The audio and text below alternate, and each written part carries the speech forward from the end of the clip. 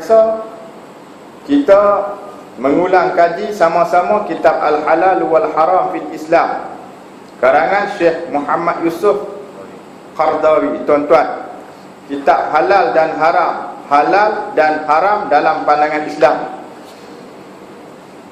Kita sampai kepada bab perhiasan. Tuan-tuan, bab perhiasan. Qala musannif rahimahullah wa nafa'ana bi ulumihi. Dalam bab perhiasan ni, tuan-tuan, kita sampai bab berlebih-lebihan dalam berhias dengan mengubah ciptaan Allah. Bagaimana keadaan seseorang tu dia berhias dengan cara berlebihan sampai dia ubah ciptaan Allah Subhanahu wa taala. Tuan-tuan, ramai yang orang nak bagi cantik sampai dia ubah ciptaan Allah. Ya, di muka, hidung tak apa nak mancung, dia pi operation bagi hidung tu mancung sikit. Kan? Pipi tak apa nak montok, dia pi cucuk botok bagi nampak tembun sikit, bagi nampak comel, macam comel je, kan? Tuan-tuan, nak bagi nampak comel, nak bagi nampak elok, tuan-tuan. Tapi kalau misal, kan, ada janggut, kita buang misal tu bukan ubah ciptaan Allah. Kalau biak, tuan-tuan, misal penuh sampai lepas daripada bibir mulut, kan, kalau kita minum apa, dia jadi macam penapis tu. Yang tu tak boleh pula. Nabi menipiskan kumis, yakni misal, dan melebatkan janggut biar bagi lebat. Kita janggut tak mau, kan? Misal bagi lebat, nampak garang sikit, kan? Bila misal kita lebat, nampak garang. Tuan-tuan, nak nampak garang lagi, biar janggut tu bagi tebal, kan? Bagi tebal, tuan-tuan. Jangan duk nampak alahai, kan? Macam apa nama, temucut tengah padang. Biar bagi nampak macam lalang. Ni temucut, kita tahu temucut, kan? Jarang-jarang. Tapi nampak macam mana kalau dah jenis jarang-jarang tu, kan? Simpan bila, tuan-tuan, dengan niat ikut sunnah Nabi, dapat pahala. Baik. Islam menentang sikap berlebih-lebihan dalam berhias sampai kepada suatu batas yang menjurus kepada suatu sikap merubah ciptaan Allah yang oleh Al-Quran dinilai bahawa merubah ciptaan Allah itu sebagai salah satu ajakan syaitan kepada pengikut-pengikutnya, di mana syaitan akan berkata kepada pengikutnya itu sebagai berikut, seperti yang Allah Ta'ala nukilkan di dalam Al-Quranul Karim surah An-Nisa ayat 119. Wala amurannahu fala yughayyirunna khalqallahi. Sesungguhnya akan kami pengaruhi mereka, kata syaitan, sehingga mereka mahu mengubah ciptaan Allah. Itu dia. Rupa-rupanya ajak supaya ubah ciptaan Allah ni syaitan. Tuan-tuan, syaitan dia bisik supaya ikut dia. Dia ajak supaya ikut dia, biar nampak cantik. Sekali orang kata kat hang cantik, hang tak seronok ke orang kata kat hang cantik? Pada lelaki dia kata, hang tak suka ke kalau orang kata isteri hang cantik? Kan? Kita seronok lah kalau orang kata ni hang tengok cantik, kan? Itu dia. Lama orang nak cerita lah. Dulu-dulu suruh lah, kalau kata ada kenuri, kan, pakat cerita nak darah putih, kan? Setengah tu kata hidung dia mancung, kan? Duk nilai tuan-tuan, duk nilai. Kalau tengok badan besar sikit, darah tu tunggulah mahal lah, kan? Pakai 5 kilo pula dah, kan, tuan-tuan? Jadi tuan-tuan, Ya, merubah ciptaan Allah ini adalah ajakan daripada syaitan. Syaitan ni dia adalah musuh kita. Ya, dia adalah musuh kita. Jadi tuan-tuan muslimin dan muslimat yang dirahmati Allah, dalam menafsirkan ayat yang dikatakan merubah ciptaan Allah ini, ya, satu daripada tafsir Ibnu Katsir. Kalau kita tengok tuan-tuan, diangkat daripada riwayat Ibnu Abbas bahwasanya maksud merubah ciptaan Allah di sini. Begitu juga Anas bin Malik mengatakan bahawasanya berkaitan dengan mengkasihi binatang, yakni merubah ciptaan Allah.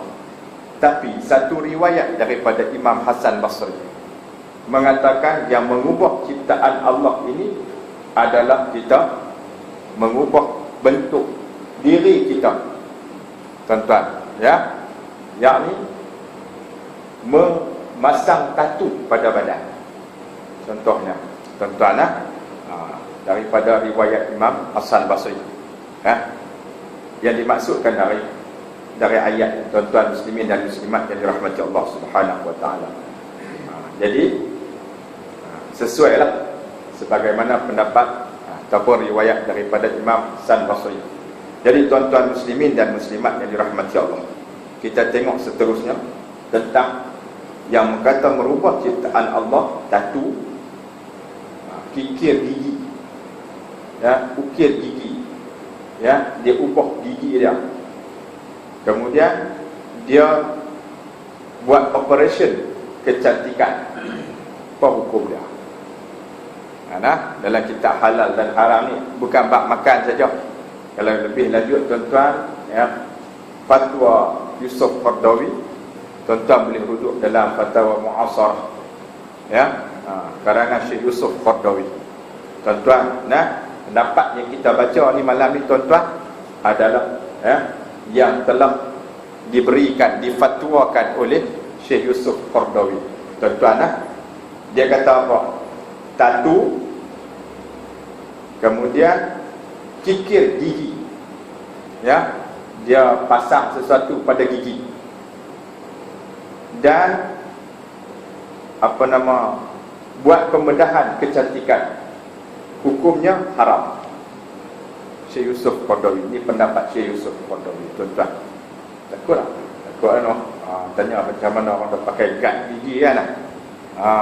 Macam mana orang pakai gad gigi kan? Ramai orang pakai gad gigi.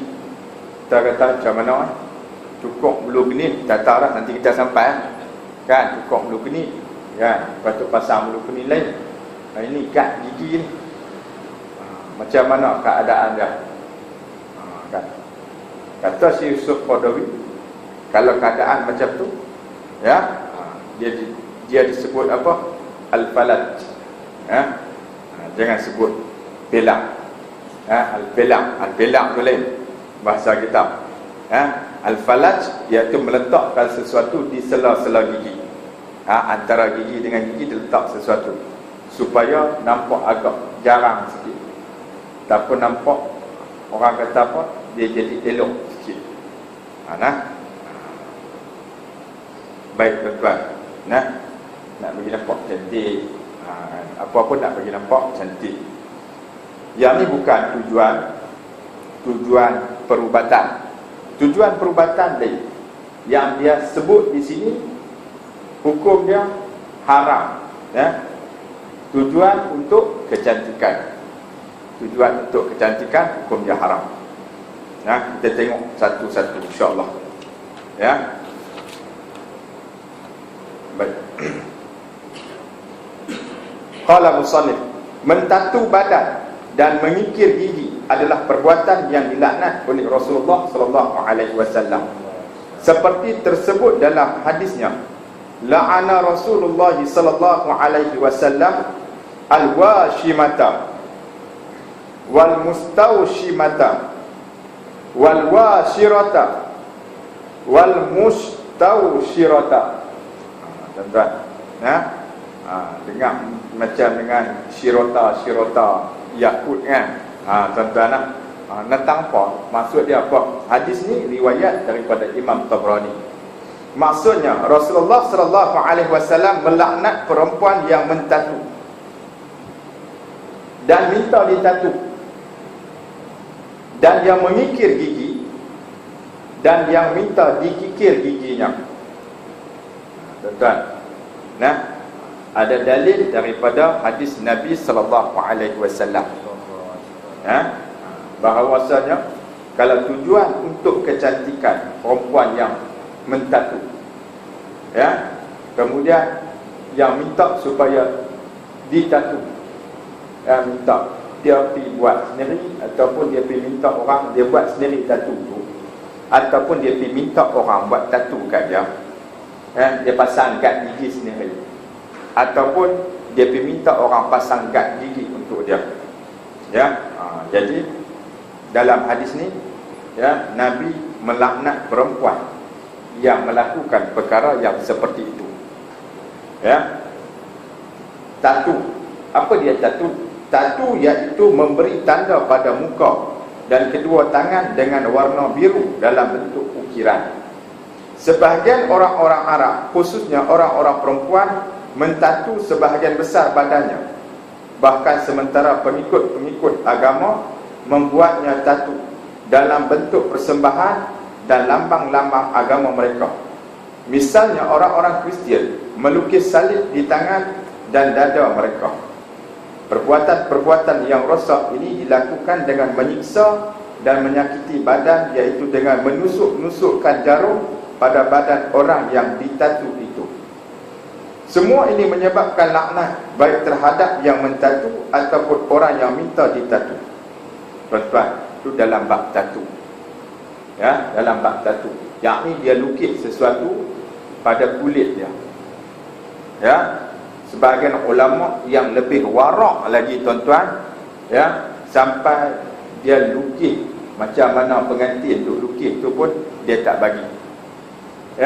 Sebab apa? Sebab dia takut tasyabuh, menyerupai dengan tatu. Sebagaimana orang buat, dia takut tasyabuh, menyerupai. Jadi dia berpendapat elok daripada perkara-perkara yang menyerupai ini. Syubhah ni, tuan-tuan. Takut apa? Takut kalau sama jatuh haram, tuan-tuan. Lebih baik elak daripada perkara-perkara tersebut. Jadi tuan-tuan muslimin dan muslimat yang dirahmati Allah Subhanahu wa taala. Kalau tuan-tuan pernah tengok TV Al Jazeera, kalau tak pernah tengok pun tuan-tuan mungkin boleh layari dalam internet tahun 2003 kan. Sebagaimana yang dikhabarkan oleh Dr. Zulkifli Muhammad Al-Bakri. Ada dibuat satu dokumentari berkaitan dengan tatu. Ada setengah lah ni tatu dia buat color. Ada color, bukan lagi macam yang tradisional, cucuk. Dia jadi lebam, dia jadi lebam biru ke hitam ke. Lepas buat color, lepas suntik color pula, suntik ke dalam kulit, tuan-tuan. Suntik ke dalam kulit. Perbuatan ni, menurut kajian banyak mudarat. Banyak mudarat dia boleh menyebabkan kanser pada kulit. Kalau salah cucuk, dia boleh masuk ke dalam urat. Tuan-tuan muslimin dan muslimat yang dirahmati Allah.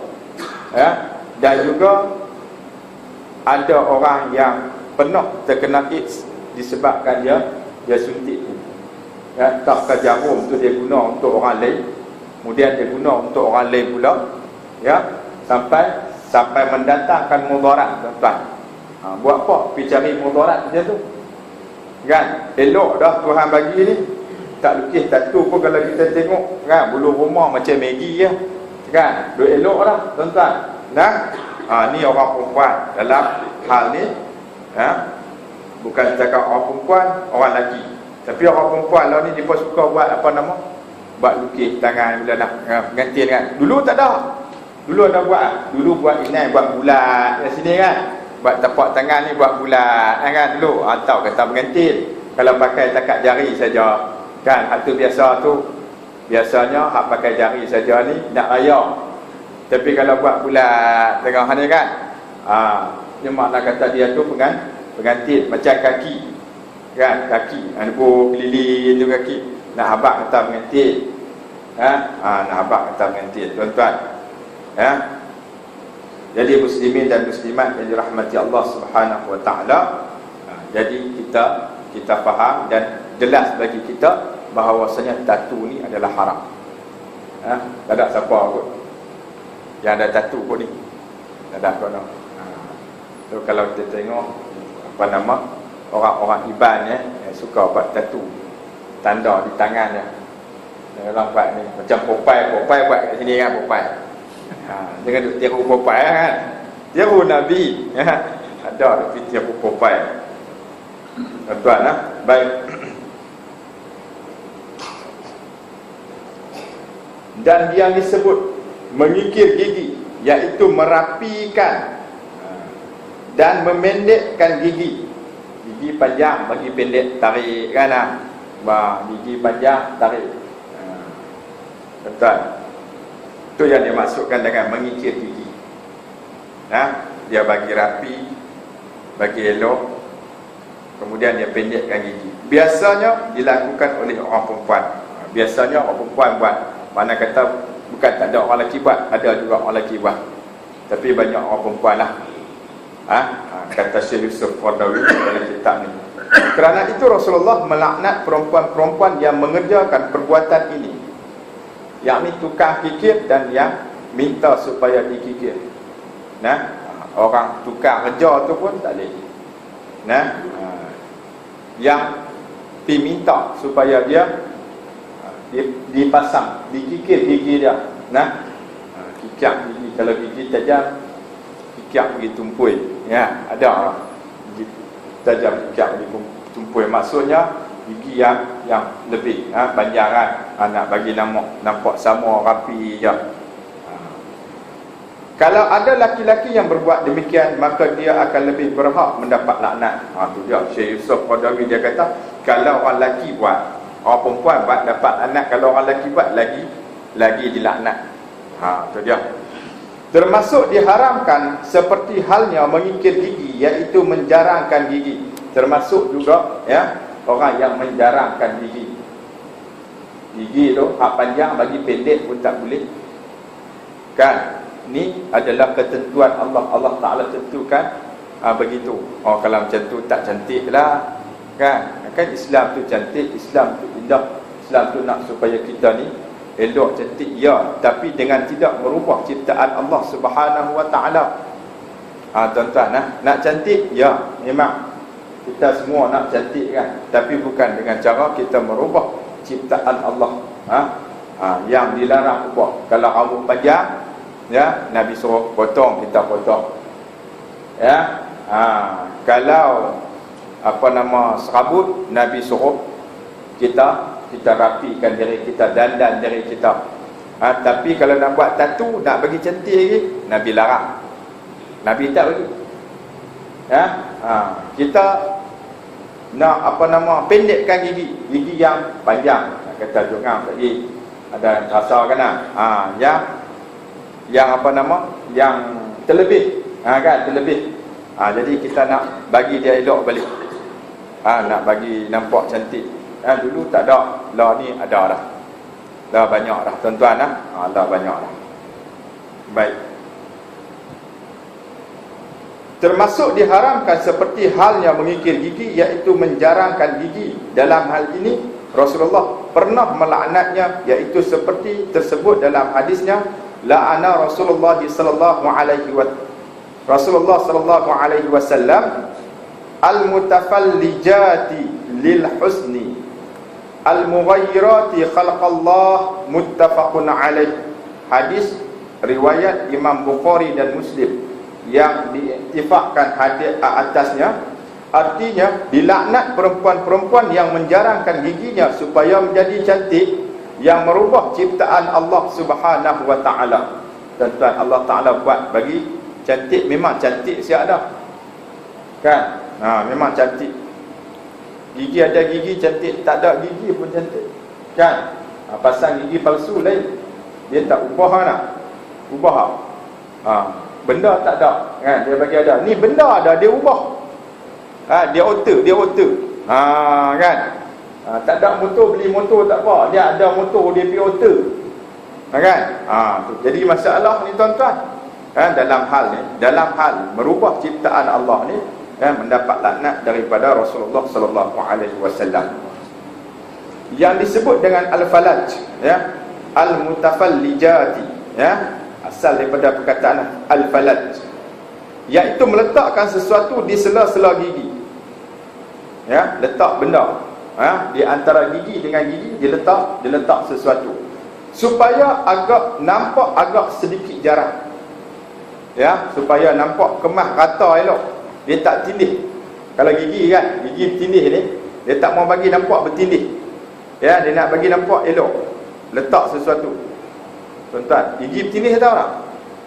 Gigi dia tumbuh tak tumbuh di betul-betul dengan apa nama gusi dia tu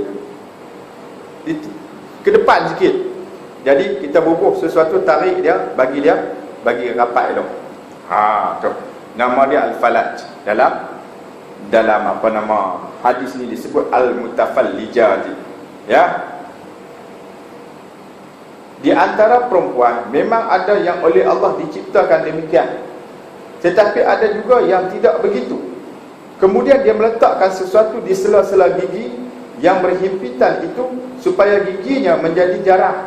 Jadi jarang bukan kata maksud jarang tang ni satu, tang ni tak ada, tang ni ada, tang ni tak ada, tang ni ada. Maksudnya dia duduk elok, dia tak bertindih. Ada tindih gigi bertindih kan? Dia letak sesuatu supaya nampak elok, tersusun elok, tersusun rapi.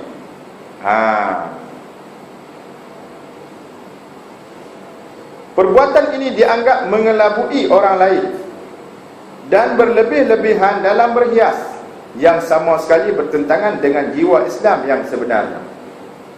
Perkara ni, kata Syekh Yusuf Qaradawi, berlebih-lebihan dalam berhias, termasuk berlebih-lebihan di dalam berhias. Tuan-tuan, tolong pati, kadang-kadang anak kita pun dia minta gigi elok dah, bertindih-tindih, dia kata nak pakai, kadang-kadang seronok dia pakai tunjuk orang. Dia dah gigi besi kan, tunjuk orang. Tuan-tuan, dari hadis yang telah kita sebutkan di atas, kata Syekh Yusuf Qaradawi, maka kita dapat mengetahui tentang hukum, tentang operasi kecantikan, yakni pembedahan untuk kecantikan seperti yang terkenal sekarang. Itu dia tuan-tuan. Daripada hadis ni kita tahu bahawasanya kita nak ubah gigi pun tak boleh, apalagi kita buat operation ubah untuk tujuan kecantikan, bukan untuk tujuan perubatan. Maksud saya untuk tujuan kecantikan.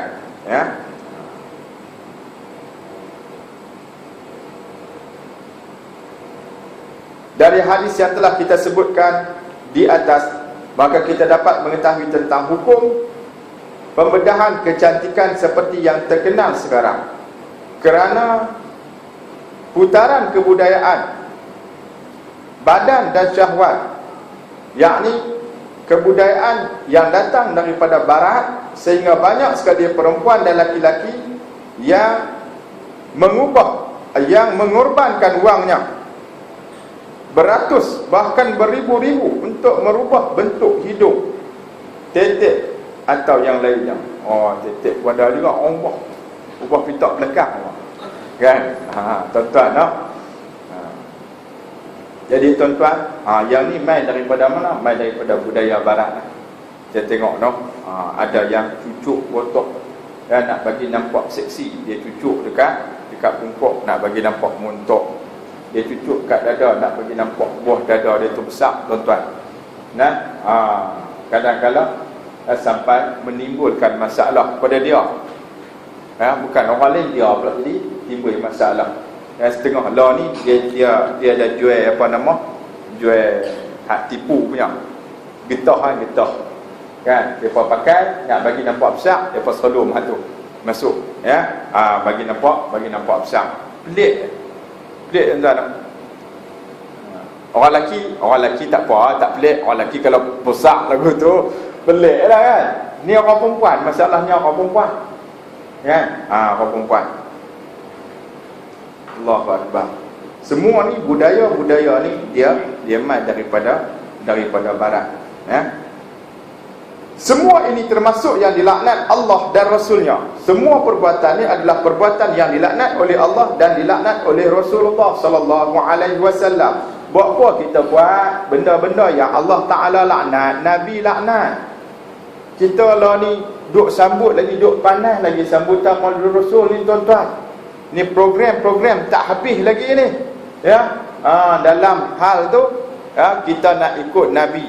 Tapi hal lain Allahu Akbar, kita tak ikut Nabi. Ni sebab tu kita perlu mengaji tuan-tuan. Kita tahu yang mana yang Nabi suruh, yang mana yang Nabi larang. Jadi tuan-tuan, hak Nabi larang tu jangan buat. Tuan-tuan kalau buat, tentulah ada sesuatu larangan tu, tujuan yang ada sesuatu, ya, sesuatu hikmah di sebaliknya. Tuan-tuan, kerana apa? Dilaknat oleh Allah dan Rasulnya kerana di dalamnya terkandung penyiksaan dan perubahan bentuk ciptaan Allah tanpa ada suatu sebab yang mengharuskan untuk berbuat demikian, melainkan hanya untuk pemborosan dalam hal-hal yang bersifat show, ya, dan lebih mengutamakan pada corak bukan inti, lebih mementingkan jasmani daripada rohani. Tuan-tuan nampak, ya? Sedangkan Islam ni dia lebih mementingkan kepada rohani. Memang tak boleh lari daripada jasmani. Orang kata kalau macam tu Ustaz sakit lutut macam mana nak semayang, kena jaga juga jasmani kita. Memang tuan-tuan muslimin dan muslimat yang dirahmati Allah, jaga bukan ubah. Jaga bukan ubah, tuan-tuan, ya. Kalau kita buat sesuatu yang dilaknat oleh Allah dan dilaknat oleh Rasulullah sallallahu alaihi wasallam, ya, ianya adalah perkara-perkara yang tidak diterima dalam syariat, yang haram dalam syariat. Oleh sebab tu Syekh Yusuf Qaradawi, ya, dalam fatwanya ni dia kata apa? Hukumnya adalah haram. Ya, sebab apa? Daripada situ timbulnya pemborosan. Ya, petiak cari duit nak buat benda-benda yang macam ni, rupanya benda-benda macam ni dilaknat oleh Allah Subhanahu wa taala. Tuan-tuan, adapun kalau ternyata orang tersebut mempunyai cacat yang kira-kiranya akan dapat menjijikkan pandangan. Kalau dia mempunyai cacat, kita kata dongang teruk sangat dah, kan, sampai menjijikkan pandangan, ya. Ataupun misalnya kerana ada daging tambah yang dapat menimbulkan sakit, ataupun ada sesuatu daging dia timbul ke, ya, yang menyebabkan sakit secara perasaan ataupun secara kejiwaan, atau daging lebih itu. Kalau daging lebih itu dibiarkan, maka waktu itu tidak berdosa orang untuk berubat selama untuk tujuan demi menghilangkan penyakit yang bersarang dan mengancam hidupnya, kerana Allah tidak menjadikan agama buat kita ini dengan penuh kesukaran. Ya, tuan-tuan muslimin dan muslimat yang dirahmati Allah Subhanahu wa taala. Kalau dalam hal berubat, saya kata tadi, ya, cacat kita nak ubah dia. Macam seorang tu dia kena api di muka misalnya, kan, doktor buat pembedahan, ya, yang mana yang rosak kulit-kulit yang dirosak tu, dia ambil kulit paha ke, ya, ganti balik, ya, untuk tujuan menghilangkan kecacatan, yang tu tujuan perubatan, bukanlah satu tujuan untuk kecantikan. Jadi tuan-tuan, maka untuk tujuan perubatan yang tidak tergolong ataupun tidak termasuk di dalam merubah ciptaan Allah Subhanahu wa taala. Barangkali yang memperkuatkan permasalahan tersebut di atas, iaitu tentang hadis dilaknat perempuan-perempuan yang menjarangkan giginya supaya cantik, seperti tersebut di atas. Dari hadis itu pula dapat dipaham bahawa yang tercela itu ialah perempuan yang mengerjakan hal tersebut semata-mata untuk tujuan keindahan dan kecantikan yang dusta. Tetapi kalau hal tersebut dilakukan untuk tujuan menghilangkan penyakit atau bahaya yang mengancam, maka sedikit pun tidak ada halangannya. Wallahu a'lam. Tuan-tuan, ini pendapat daripada Syekh Yusuf Qaradawi. Tuan-tuan muslimin dan muslimat yang dirahmati Allah Subhanahu wa taala. Jadi jelas bagi kita, dalam hal Tidak ada orang kata apa, keraguan lagi. Kadang-kadang kita duk ragu-ragu juga, boleh ke tak tahu. Ni boleh ke tak tahu kan. Kalau tujuan perubatan boleh, tak ada masalah. Tapi kalau tujuan untuk kecantikan tak boleh. Kemudian kita masuk dalam bab menipiskan alis, ya. Dalam bab menipiskan alis. Menipiskan alis ni macam mana? Mata kita ni